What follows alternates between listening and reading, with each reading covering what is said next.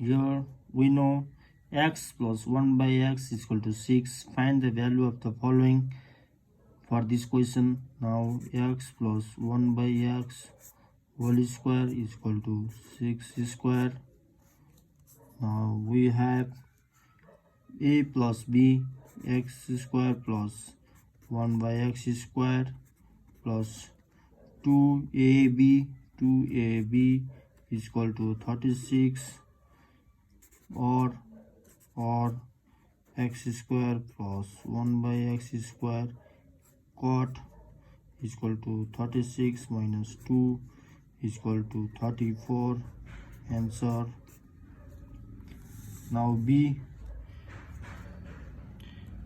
number question, x minus 1 by x square is equal to how much?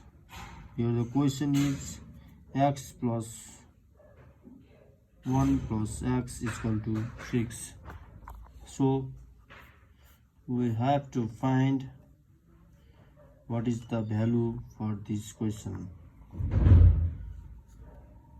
Here we know x plus 1 by x square is equal to 6 square, or x minus 1 by x square a plus 4 x 1 by x is equal to 36, because a plus b square is equal to a minus b plus 4ab.